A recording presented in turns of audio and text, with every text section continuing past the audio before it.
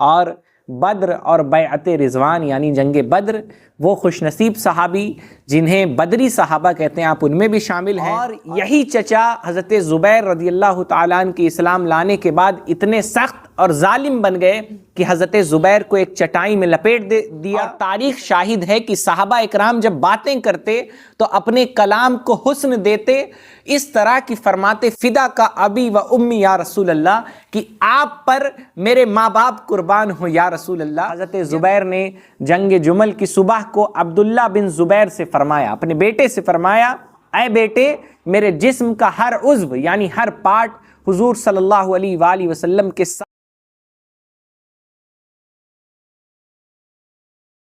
بسم اللہ الرحمن الرحیم، والصلاة والسلام علی رسولہ الکریم وعلی آلہ واصحابہ اجمعین۔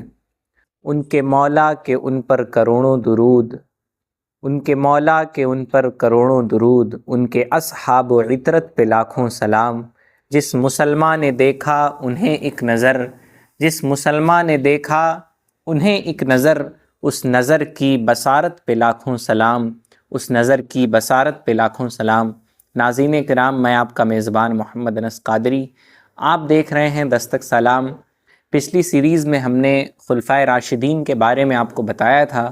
انشاءاللہ تعالی یہاں سے ہم عشرہ مبشرہ یعنی وہ 10 خوش نصیب صحابہ اکرام جنہوں نے نبی علیہ الصلاۃ والسلام سے اپنی ظاہری زندگی میں جنت کی بشارت پائی، جنہیں تاریخ اسلام میں عشرہ مبشرہ کے نام سے جانا جاتا ہے، یعنی 10 وہ خوش نصیب جنہوں نے جنت کی خوشخبری اپنی ظاہری زندگی میں ہی پالی۔ یوں تو اللہ تعالیٰ نے تمام صحابہ اکرام کے ساتھ جنت کا وعدہ فرمایا ہے، تمام صحابہ اکرام کے ساتھ بھلائی کا وعدہ فرمایا ہے، لیکن یہ 10 مخصوص ہیں جن کو نبی علیہ الصلاۃ والسلام نے اپنی زبان اطہر سے جنت کی بشارت عطا فرمائی۔ ان میں 4 وہ جن کا ذکر خلفائے راشدین کی سیریز میں گزر چکا، یعنی مسلمانوں کے پہلے خلیفہ سیدنا صدیق اکبر رضی اللہ تعالیٰ عنہ، دوسرے خلیفہ حضرت عمر فاروق اعظم رضی اللہ تعالیٰ عنہ، تیسرے حضرت عثمان غنی، اور چوتھے حضرت مولا علی رضی اللہ تعالیٰ عنہما۔ ان چاروں کا ذکر سیرت خلفائے راشدین والی سیریز میں گزر چکا۔ یہاں سے ہم شروع کریں گے۔ آج ذکر ہوگا حضرت زبیر بن عوام رضی اللہ تعالیٰ عنہ، وہ صحابی رسول جو نبی علیہ الصلاۃ والسلام کے حواری یعنی خاص معتمد ہیں۔ نبی پاک صلی اللہ تعالیٰ علیہ وسلم کی زبان پاک سے آپ نے جنت کی خوشخبری پائی، حضور صلی اللہ تعالیٰ علیہ وآلہ وسلم کے قریبی رشتہ دار ہیں، اسلام کے لیے سب سے پہلے تلوار کھینچنے والے مجاہد ہیں، درجہ شہادت پر فائز، نبی علیہ الصلاۃ والسلام کے قریبی ساتھی، مجلس شورا کے رکن، اور نبی علیہ الصلاۃ والسلام کی بارگاہ کے حاضر باش، اور بدر اور بیعت رضوان یعنی جنگ بدر، وہ خوش نصیب صحابی جنہیں بدری صحابہ کہتے ہیں، آپ ان میں بھی شامل ہیں، اور اصحاب بیعت رضوان بھی ہیں، اور تمام غزوات میں نبی علیہ الصلاۃ والسلام کے ساتھ آپ شریک بھی رہے ہیں، اور نبی علیہ الصلاۃ والسلام نے جنت میں اپنا ہمسایہ ہونے کا یہ خصوصی شرف جو ہے حضرت زبیر بن عوام رضی اللہ تعالیٰ عنہ کو عطا فرمایا۔ آپ کا مقدس نام زبیر بن عوام ہے، اور آپ کی والدہ کا نام صفیہ بنت عبد المطلب ہے۔ آپ کی ماں نے آپ کی کنیت ابو طاہر رکھی تھی۔ کنیت بھی ایک قسم کا نام ہوتا ہے۔ کنیت آپ کی ابو طاہر رکھی اپنے بھائی کی کنیت پر، لیکن آپ نے خود اپنی کنیت ابو عبداللہ تجویز فرمائی، اور یہی کنیت غالب اور مشہور رہی۔ حضرت زبیر کی والدہ صفیہ بنت عبد المطلب اللہ پاک کے آخری نبی صلی اللہ تعالیٰ علیہ وآلہ وسلم کی پھوپھی ہیں۔ دخول اسلام کے وقت آپ کی عمر مبارک کے بارے میں اختلاف ہے، بعض نے کہا 12 سال، بعض نے 8 سال، اور بعض کتابوں میں 16 سال کی روایت بھی ملتی ہے۔ دخول اسلام کے وقت اسلام کے ابتدائی دور میں ہی آپ دائرہ اسلام میں داخل ہوئے۔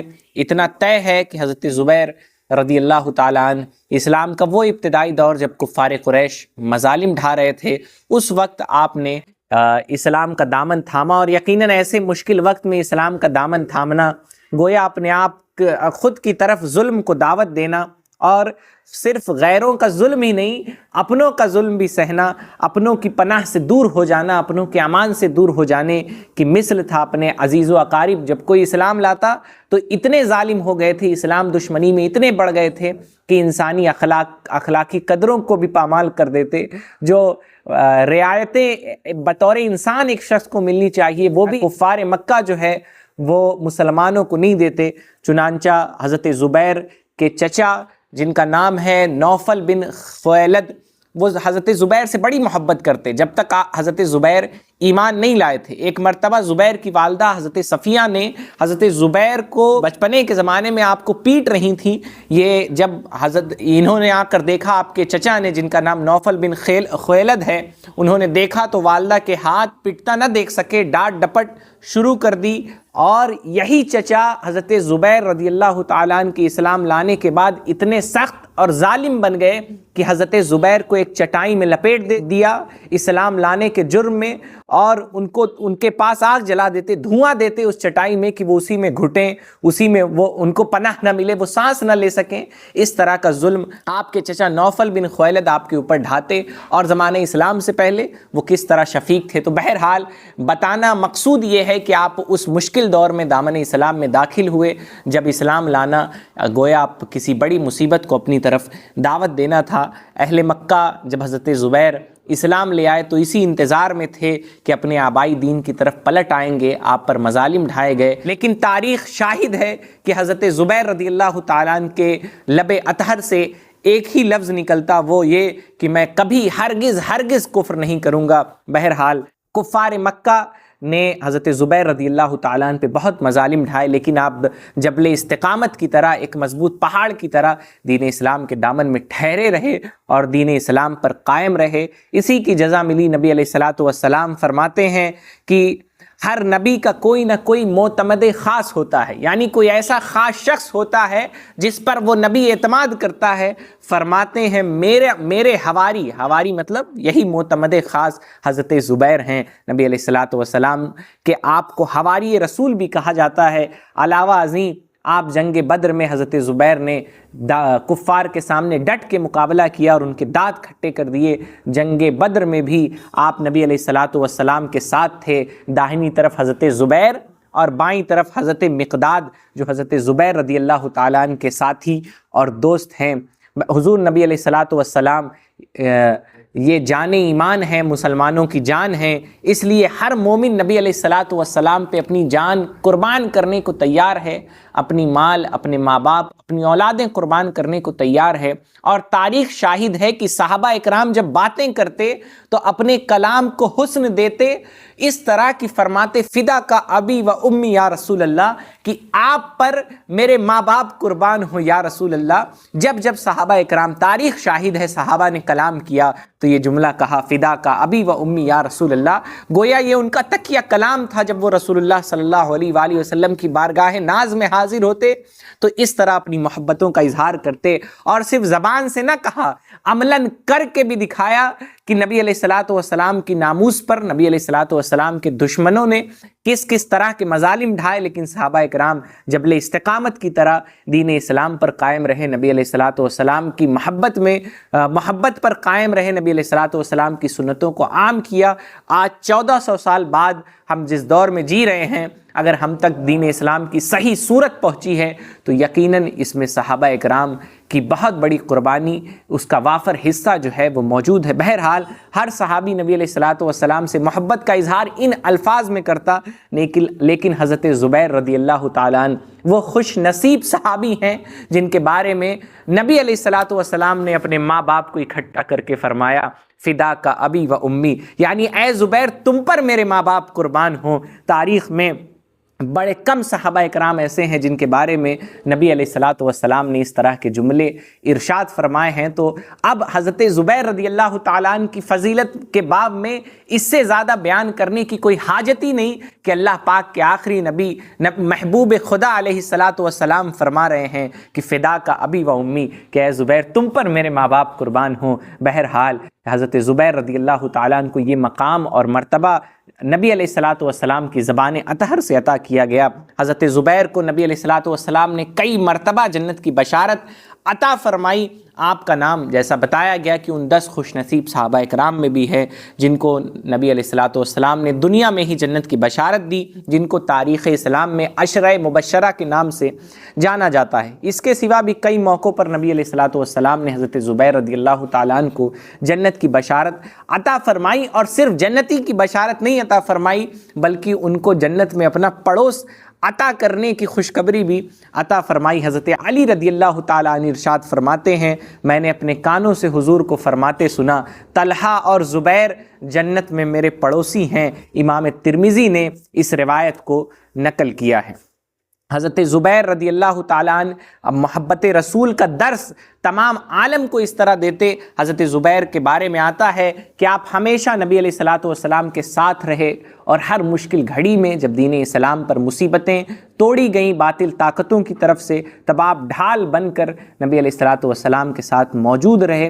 حضور کی محبت میں آپ کے جسم کا ہر عضو، ہر پارٹ نبی علیہ الصلوۃ والسلام کی محبت اور دین اسلام کی مدافعت میں آپ کا جسم کا ہر پارٹ زخمی ہوا، لیکن آپ جبل استقامت کی طرح وہاں اڑے رہے، کھڑے رہے۔ امام ترمذی نے اپنی سنن ترمذی میں لکھا ہے، روایت کیا ہے، حضرت عروہ فرماتے ہیں حضرت زبیر نے جنگ جمل کی صبح کو عبداللہ بن زبیر سے فرمایا، اپنے بیٹے سے فرمایا، اے بیٹے، میرے جسم کا ہر عضو یعنی ہر پارٹ حضور صلی اللہ علیہ وآلہ وسلم کے ساتھ زخمی ہوا ہے، یہاں تک کہ میری شرمگاہ بھی زخمی ہو گئی۔